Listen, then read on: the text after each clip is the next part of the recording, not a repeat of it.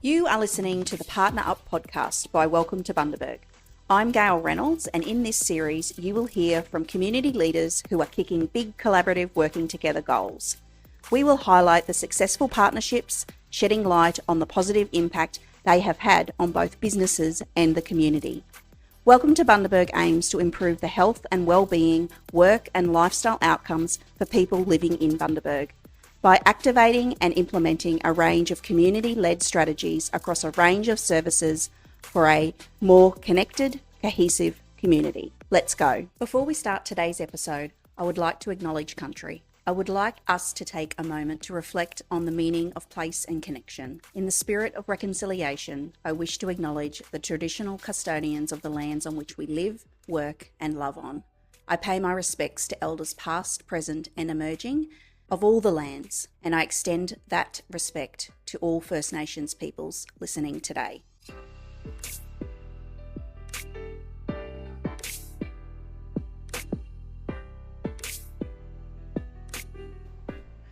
Okay, so today we are here with Tina Marshall from Carinbundi.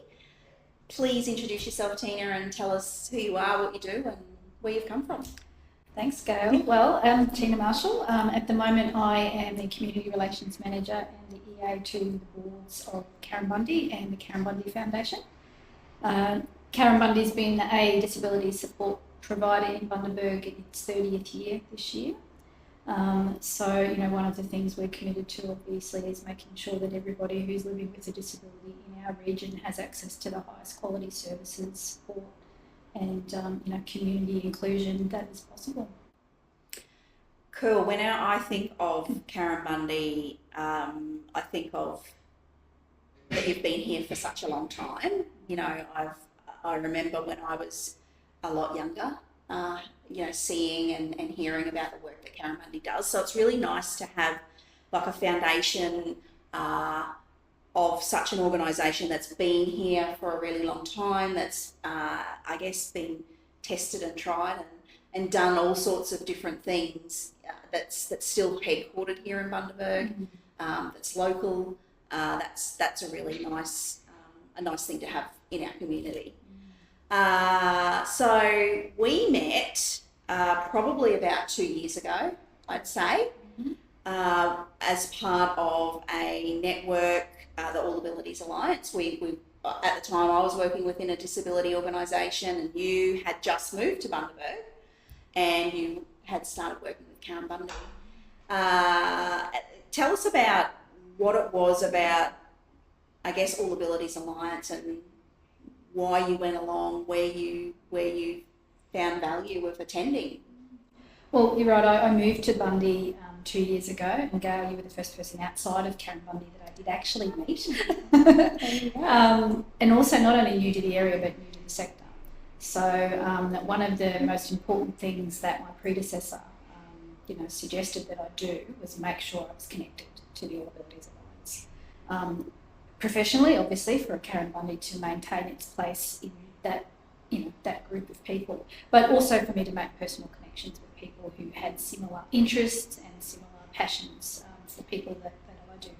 So being part of the All Abilities Alliance, and then having the confidence to make those connections within it and beyond it has really given me a good basis to learn more about the disability industry, learn more about the work that I do, but more importantly about the community that I now live in.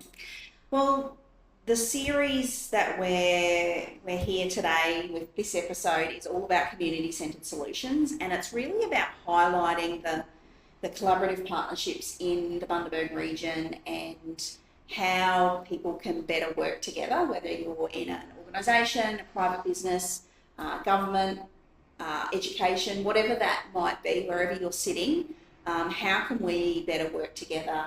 And I'd really like to hear about, it may not be a Bundaberg-based story, it may come from a time, because you've only been here 2 years, but I'd really like for you to share a story about a project or an event or something that was really exciting, was really engaging, and was a collaborative, supportive project. Well, I'll go back to a time probably sometime in the 2000s. Most of my work history prior to working in disability has been in government politics. So, I've been involved in a whole range of very grassroots projects and activities and to policy development at the highest level. I remember a couple of transport bureaucrats came out to the electorate office that I was working in at the time and said, hey, we've got this fantastic idea. We're going to put a busway from the hospital near where your electorate is, right through your electorate and out to the suburbs. And we went, oh, okay, all right, well, that's interesting and exciting. How's that going to happen? We were working in an inner city electorate, so putting a busway from the hospital out to the suburbs meant people's backyards. It meant childcare centres, play spaces, it meant school ovals. And, the first thing you do in that situation, and if you've ever worked in politics, the first thing you think about is the community and panic. Okay, we're going to take away from the community, but what are we going to give them instead?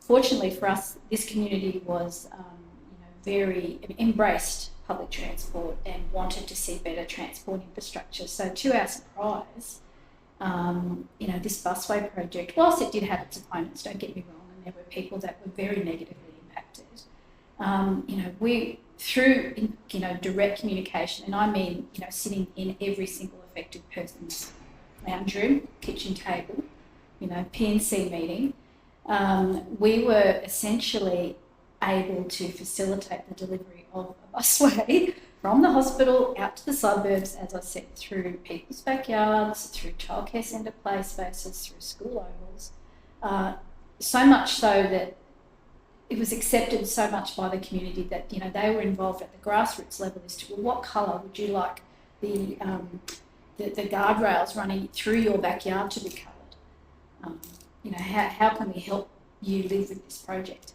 And the way that was done was through true, genuine collaboration. We had an old bloke who lived on the route. He lived in his house for 80 years. He was born there. When he got married, he brought his wife to live there.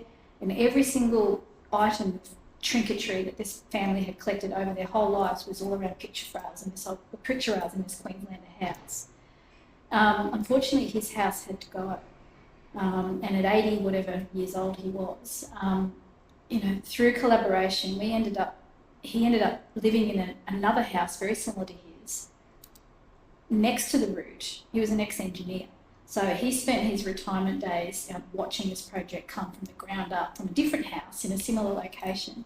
But what made it special is that the project team, through collaboration, through connection to community, they went out and physically moved him. Mm-hmm. So when you do property resumptions, I don't know if you've ever been involved in that process, but it's a pretty cut and dry kind of, your house is worth this, your land's worth that. We'll give you a little bit for the inconvenience and there you go. Well, this guy got what his house was worth, what his land was worth, a little bit of inconvenience, but a project team came and physically moved him. Every single trinket, new picture rails, everything replaced. And he got to watch out his days with, excavators and busways and all sorts of things happening around him. So, that to me was a project that I'll never forget. It was a huge project and it's still not finished. They're still working on it now, 30 years later. But yeah. Talking to people, listening to people. And to the point also where, we went through someone's backyard. But if you could just move it 2 metres that way, it would, no problem. Cross out the map, move it 2 metres that way. And so one by one by one by one, we put a busway from there to there. It's remarkable. Wow, that's such a huge project and such an impact on so many different people's lives. Mm-hmm. And I can imagine if that approach wasn't taken, if it was an iron fist approach, it would have been a completely different outcome. If you'd gone in with the mindset of this is what we're doing and you don't have a say in it, it would have been very different. Get on board or get out of the way was certainly not. It was the complete polar opposite of how this project was delivered. So what do you think are the main elements that actually contributed to the value and the success of that project? Oh, the fact that the proponents listened to the people, and that we were in the middle of that, in the sense that we had to take some very highly technical information and people with highly technical skills and remind them who they were going to talk to. And then we had to help the people themselves, give them the skills and resources to take this information in, and give them the power and give them the encouragement to ask questions, ask for what they wanted, find a way to make it work for them as well as for the proponents. So, What a really valuable learning experience for you as well. Like, you're now, after being a part of a project like that, able to then bring that into your current role, and how lucky is Bundaberg to have someone with that kind of experience on their shoulders. What is it that you now, when you're, working in the environment that you are now, that you look for when you know that you want to achieve something, there's a certain outcome that you're trying to achieve? What do you look for in partnerships or in collaboration with others? Well, I look for ways that there's a win for everybody. And, the way that the best way to do that is actually understand what a win looks like for those people. Going back to that project, a win for the busway team was to get it from here to here on budget in a certain amount of time. A win for the community was to, accept it, embrace it, but in a way that they could live with it. And, so I'm always looking for ways that there's got to be something in it for everybody, and you've got to take people with you on the journey. You've got to buy them a ticket on the bus if you want to be part of it. They've got to own it. They've got to have some tangible ownership of it. And when I say tangible, I don't mean a financial ownership, I mean investment in it. They've got to have a personal investment in the outcome. What do you think, what did you learn about yourself through that project, or now that you can look back at that, what did you learn, and how has that shaped future projects or things that you're now a part of? Yeah, well, that project was the first of many pretty major projects that went into that geographical area over that period of time, because the city was growing, the population was increasing. So from that time, I took those learnings to the next project and the next project and the next project. It also taught me to be a little bit more conscious of the fact that not everybody's on your side, not everybody's on your team, but again, they don't have to be. If you can find a way to get something for them out of the process that is valuable to them, whatever that might be, that I think is a really cool learning. And I've taken that with me, pretty much everywhere I've been since then. I'm really lucky the job that I have now, it's not really a job, it's just a thing I do for however many hours a week, that I get paid for, something I don't. But it's a way of living that reminds you that you've always got people around you that what you do impacts on. And putting that at the centre, at the purpose of what you're trying to achieve. Correct. Yeah. So what is it that the future looks like in terms of collaborative partnerships, working together? What does it mean to you? Well, what I've learned so far in my very short time in the disability sector, particularly with All Abilities Alliance, is that we all have ultimately the same goals. We all want people who live with disabilities to do so independently and inclusively. We've all pretty much got access to the same or similar resources to do it. The one thing I've learned from all of that is that if one organisation is doing something in a particular way, the next organisation, it's in their interest to try and do it differently, because we can use those same resources for the same outcome, and I think get a bigger, broader outcome. There's no point in being repetitive. I think that if people can embrace what others are doing rather than consider them competitors in this space, the people who we're working with and supporting and working for are the ones that are going to be organising. Yeah, that's right. So always having that common purpose, that common goal, and trying to work together across, whether that's within the sector itself, or it might be bringing other businesses or organisations in to help achieve whatever it is that we're doing. Yeah. And always be ready to talk for each other as well. I mean, I had an opportunity last weekend when the State Cabinet was up here to get my 15 minutes of fame with the Disabilities Minister. And, I may have said Carinbundi once or twice, but I was really there pushing the barrow of the sector and the alliance, and hopefully I felt that I was talking on behalf of all of us. Now, others may have got that opportunity too, and I hope they did. I hope they took it. But I think we've got more to gain collectively than we do individually in Bundaberg in that space.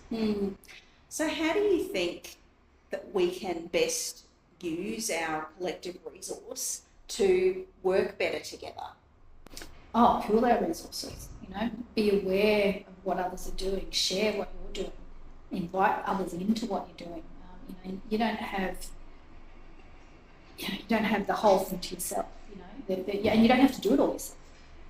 If you've got a gap in something that you're delivering that you can see you can't do because you don't have the resources, but your mate over there's got them, then talk to them, talk to each other, sit around the table together, chew the fat, come and have a whinge. The only way I believe there's a solution for everything, and usually in a collaborative space, somebody's got it, and and they might be having the same problem you are, or they might be having the same joys that you are as well, and celebrate those too. In terms of the All Abilities Alliance and what it brings to the community, one of those things is Options Day, which happens every year, and you over the last couple of years have been able to experience that, and you've been part of the working group and an integral part of ensuring the delivery of that. Can you share a little bit of your experience, I suppose, in working with that group of people, those businesses, and your take on that environment? Well, I came to Bundy at a time where Options Day was just being transitioned out of or back into the community's management. From what I understand, it had been managed previously in the community. Some of that support was waning a little bit, so council took it back on, but then it was handed back to the community to run it, and I jumped in right at that time. And to me, when we're having our Options Day discussions and planning, we could be wearing any hats. There's no, Carinbundi's not at the table, Impact's not at the table. We're all just there at the table collectively, delivering a fantastic day out. I promoted in my circles as, Bundy's Disability Big Day Out. Because I actually think it is. I think it's a fantastic opportunity for anybody who's connected in the sector in any way, whether you're a service user, whether you're someone with a disability who doesn't have access to services, whether you're a service provider, whether you're an industry advocate, there's something there for everybody. But more importantly, it's a place where people who are living with disabilities can come together and get access to all of that information. They can connect with their friends, with their networks, and just have a crack of a day. And I'm so glad to be part of that. Carinbundi's committed to its future, and we'll do everything we can to make sure that it's on every year and it's bigger and better every year. I think my involvement over the last couple of years and my experience is very similar. It's one of the things that I noticed coming in was just this real supportive environment from the people around that table. There was no inkling of, oh, you're my competition, I don't want to talk to you. Right from the get-go, this group of organisations and businesses, and although people in that around that table might have changed, it was the same organisations who I guess come from that values-based approach to the people that they're hiring to then also be as part of that table. It was just a really collaborative, sharing environment, really nurturing and a safe space, and I was just really drawn to that. I felt dropped in a little bit when I first got here because it was the very first major event that I had been involved in Bundy, and I was still using Google Maps to get around. Like, we were discussing potential venues and I had nothing to share, but I thought, well, that's not where my expertise is, but what else can I do? And I felt very welcome, and I felt very engaged and very connected to that group, even though I had, in my view, not a lot to offer at that point. But yeah, that's interesting that you say that, because from my perspective, you offered something that we hadn't had at the table for a little while, which was you had never been to an Options Day before. You didn't know what it was. Why do we call it Options Day? And so that it's that opposite reflection of, well, if Tina doesn't know what it is, then there's obviously other people in the community that don't know what it is either. How can we better represent, describe, market this event so more people can enjoy it? So yeah, it's interesting. The more diverse people you can have at the table, whatever their level of experience is, the better. And you don't have to do everything the same as it has always been done. I mean, yes, there are some elements of the day that, you know, people are really, really annoyed about if they get there and they're out there, i.e. karaoke and singing. But that doesn't mean that you have to be wedded to that, you know, all the same things every single time. And the thing I've noticed in the last 2 that we've done, coming into the third one, is that there's all these other ideas coming from left field, and none of them are bad. They're all interesting, and they will all provide something to somebody. And they're not going to provide the same thing to everybody, but that's what Options Day is all about.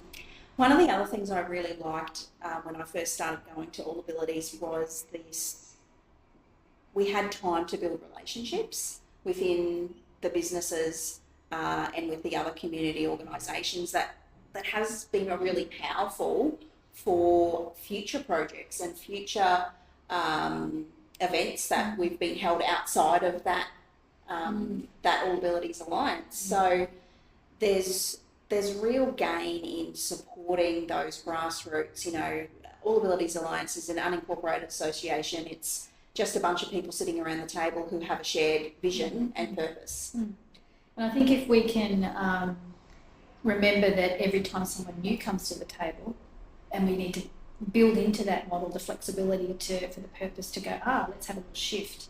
It doesn't mean we're still not committed to what we were doing previously, but we've opened our eyes to something new. And, you know, there were a few people that were coming along last year that we haven't seen come back yet. I know they're busy out doing the things that they're committed to, and they will come back. But that's the other good thing about All Abilities Alliance is you can, and the way we've, you know, thinking about moving forward with the new strategy is that, you know, if there's a particular thing of interest to you, then you can come in, focus on that and get on with your day. If there's another particular different thing that's of different interest or has no interest to you whatsoever, then don't come to those ones. So that's what's, you know, keeping all the balls in the air is what's going to make it work. And giving everyone the flexibility to drop in and drop out according to their availability and their resources and their interests and their you know, priorities. That's what will make it work. What would you like to see in Bundaberg that we haven't had our eyes opened to? You know, you've lived in other regions, you've worked at all different levels. Is there something that you've seen or heard that's worked really well in somewhere else that you think, oh, geez, I wish we could have, you know, something happen here in this space? I didn't know it before I got here, but I wish we had Options Day in all of the other places I've ever worked. and not, I don't mean from a disability perspective, I mean just generally from the term options. I think, you know, one of the things that I perceived about a regional area before I got here was, there's just nothing to do. There isn't any programs, there isn't support networks, there isn't any other. Tell you what, there is more of that here than I've seen in a lot of the places I've lived and worked. I think people here seem to value the fact that it's only 10 minutes to anywhere, and everybody's a little bit more geographically connected, oddly enough, for a regional area. Now, that doesn't mean we've got to do more for those outlying places like Gingin and Childers and those, you know, other coastal areas. I think we can extend our reach a little further to some of those areas. Better busway? Totally. Public transport here is strange. I mean, this is the first time I've ever lived in a city where I don't know the bus route. I live out of town. I can't get here unless I drive my car. But even when I am here, it doesn't occur to me that I could get a bus. I see them around, but are they really here? I don't know. Yeah, so maybe, you know, but having said that, yes, we all want to be better connected and we want to have better transport options, but do we want to be a busy metropolis? I don't think so. Do I still want to drive up the main street, be able to park out front of the shop I want to shop at? I think I do. But I'd also like the option to be able to get on a bus if I don't have the capacity to have a car, or I no longer have the capacity to drive. I don't want to have to be stuck at home.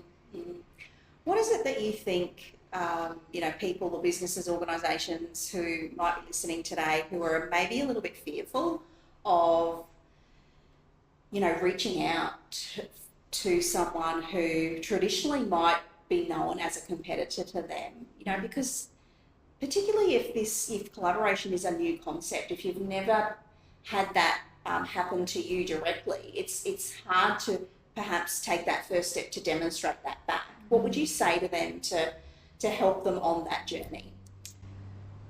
Oh, don't be afraid to open your eyes and your ears. Doesn't mean you have to contribute yet, but I think the first step is to look and listen. And once you feel comfortable, then you can share. And I think, especially in our industry, what we have is in our own. What we have is, the hopes, dreams, and goals of the people that we're living, that we're, supporting and helping to live independently. We don't own those; they're not ours. So there's no point harbouring them and holding on to them. If you've got a good way to do something that's going to achieve a goal that's shared by someone else, then blurt it to the rooftop. The way that government funding works in this sector, as I understand it, is that we're actually not competing for that dollar.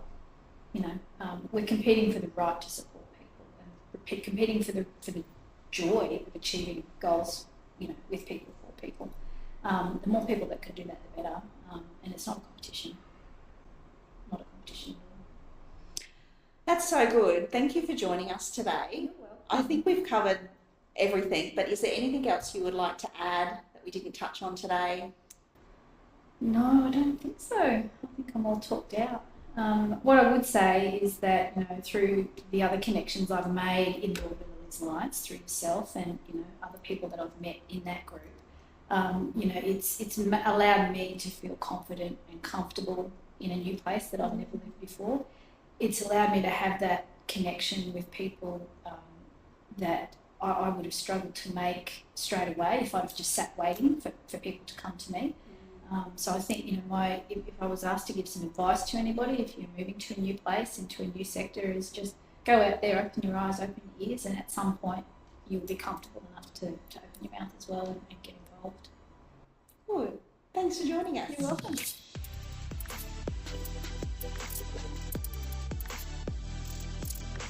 Thank you for sticking around to the end of this episode. If you would like to listen to future episodes, you can follow or subscribe to Welcome to Bundaberg on YouTube, Spotify, Apple, and on our socials, Facebook, Instagram, and TikTok @Welcome to Bundaberg.